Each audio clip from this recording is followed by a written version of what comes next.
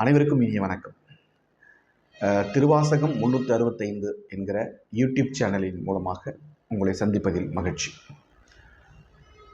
நம்முடைய Thiruvasagam 365 YouTube channel பார்வையாளர்கள் அத்தனை பேருக்கும், சிவனடியார்களுக்கும், பக்த கோடிகளுக்கும் மற்றும் பொதுமக்களுக்கும், அனைத்து மதத்தை சார்ந்த நண்பர்களுக்கும் என்னுடைய பணிவான காலை வணக்கம். வீட்டில் சமையல் செய்யும்போது எப்படி சமையல் செய்யணும், எப்படி சமையல் செய்யக்கூடாது அப்படின்னு ரெண்டு விஷயம். வீட்டில் பெரும்பாலான நான் சொல்வது பெண்கள் சமைக்கும் பொழுது, பெரும்பாலான வீடுகளில் பெண்கள் தான் இன்று வரை சமைத்து கொண்டிருக்கிறார்கள். அந்த நம்பிக்கையில் சொல்லுகிறேன். ஆனால் என் வீட்டில் நான் தானே சார் சமைக்கிறேன், நான் என்ன அப்படின்னு நினைக்கிறேன் அப்படின்னா, அது விதிவிலக்கு. எல்லாத்துலேயுமே ஒரு நியாயம் இருக்கும், ஒரு சில இடங்களில் விதிவிலக்கு இருக்கும். அதனால் நான் அதை பற்றி பேச விரும்பல. நான் சொல்வது பெண்கள் சமைக்கக்கூடிய வீடுகளில். ஆகவே ஆண்கள் என்னை தவறாக நினைக்க வேண்டாம். ஒரு அம்மா வீட்டுக்கார அம்மா வந்து சமையல் செய்யும்போது இப்படியே சமையல் செஞ்சிட்ருக்கோம்மா. காலையில் எழுந்திரிச்சு போயிட்டு டீ வச்சு கொடுக்குறதுலேருந்து டிஃபன் ரெடி பண்ணணும், லஞ்சு ரெடி பண்ணணும், டின்னர் ரெடி பண்ணணும், இப்போ ஸ்கூல் பசங்களுக்கு சாப்பாடு ரெடி பண்ணணும், அவங்களுக்கு மதியத்துக்கான லஞ்சு, அப்புறம் அவங்க ஈவினிங் அவங்களுக்கு ஏதாவது ஸ்நாக்ஸு, இந்த மாதிரி ஒரு மேக்ஸிமம் வந்து அவங்களுடைய நேரம் எல்லாமே எங்கே இருக்கும் அப்படின்னா சமையல் அறையிலே தான் இருக்குமா. அந்த அம்மா வந்து ரொம்ப கஷ்டப்பட்டுக்குமா, சலிச்சுக்குமா. என்னடா கூட மாட்டின்னு, என்னதான் வந்து ஒரு பெண்ணாக பிறந்தனால, மனைவியாக இருந்ததுனால இப்படி ஒரு வாழ்க்கையை நம்ம எப்படா வாழ்ந்துட்டு இருக்கிறது அப்படின்னு ரொம்ப தினந்தோறும் சலிக்குமா. மாமனார் மாமியாருக்கு சர்க்கரை, பிபி, கொலஸ்ட்ரால் இருக்குது, அவங்களுக்கு உப்பு காரம் புளிப்பு கம்மியாக சாப்பிட்ணும், அதுக்கு தகுந்த மாதிரி அவங்களுக்கு சமைக்கணும். வீட்டுக்காரர் மதியம் இந்த கூட்டு தான் வேணும்னுவார், இந்த பொரியலை தான் வச்சு அனுப்பணும்னுவார். அதை நம்ம ஏதாவது கொஞ்சம் கவனக்குறைவில் உப்பு கொஞ்சம் கம்மியாகிடுச்சு, அதிகமாகிடுச்சுன்னா அதுக்கு சாயந்தரம் வந்து திட்டுவார். பசங்களுக்கு ஈவினிங் கொடுத்து அனுப்புறது இந்த மாதிரியான ஸ்நாக்ஸ்லாம் இருக்கணும். இப்போ நான் ஒரு ஆள் இப்படி எல்லாரும் எப்படி சமைக்கிறது, எல்லாரும் என் தலையில் வந்து கை வச்சா நான் என்ன பண்ணுறதுன்னு புலம்பிக்கிட்டே, என்றைக்கு தான் இந்த வாழ்க்கையிலேருந்து எனக்கு விடுவு கிடைக்குமோ, இது என்ன வாழ்க்கையோ எங்கப்பா அப்படின்னு சொல்லி புலம்பிக்கிட்டே வந்து ஒரு விஷயத்த சமையல் செய்கிறீங்க அப்படின்னு சொன்னால் உங்களுடைய எண்ணங்கள் அந்த சமையலுக்கு வந்துடும்.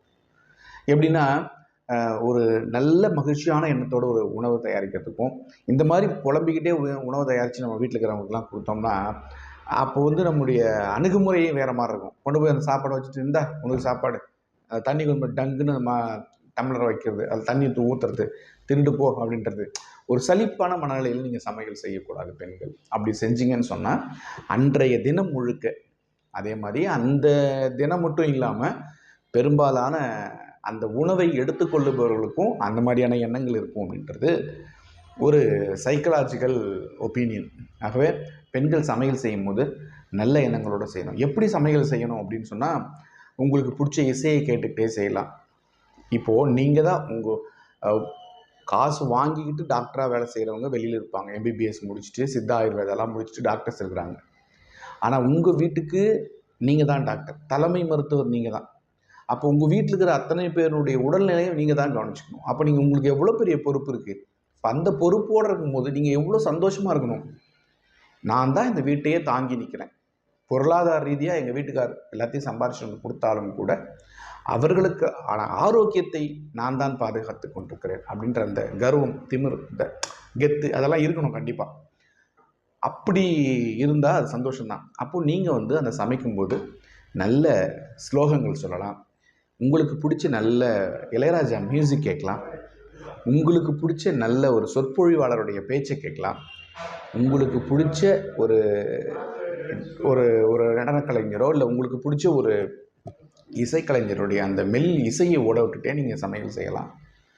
இல்லையா, காயத்ரி மந்திரம் இருக்குது, கந்த சஷ்டி கவசம் இருக்குது, உங்களுக்கு என்ன வேணுமோ, உங்கள் மனசுக்கு எது சந்தோஷம் தோணுதோ அதை நீங்கள் செஞ்சுக்கிட்டே அந்த சமையல் செய்யும்போது அந்த சந்தோஷமான உணர்வும் அந்த உணவை சாப்பிடுவர்களுக்கு கடத்தப்படுகிறது என்பது ஒரு சைக்கலாஜிக்கலான ஒரு ஆராய்ச்சியினுடைய முடிவு. ஆகவே அன்பு பெண்களே, வீட்டினுடைய மருத்துவர்களே, உங்கள் எல்லோருக்கும் செந்தில்குமார் கண்ணனுடைய ஒரு வேண்டுகோள், நீங்கள் உணவை தயாரிக்கிற போது மகிழ்ச்சியோட, உள் அன்போடு, உள் உணர்வோடு, மிகுந்த குதூகலத்தோடு நீங்கள் அந்த உணவை தயாரித்து கொடுக்கிற பொழுது உங்கள் பிள்ளைகள் நல்ல முறையில் படிப்பார்கள், உங்கள் கணவனுடைய ஆரோக்கியம் சிறப்பாக இருக்கும், மாமனார் மாமியாருக்கு நீங்கள் மருமகள் அல்ல மகளாகவே காற்று தருவீர்கள்.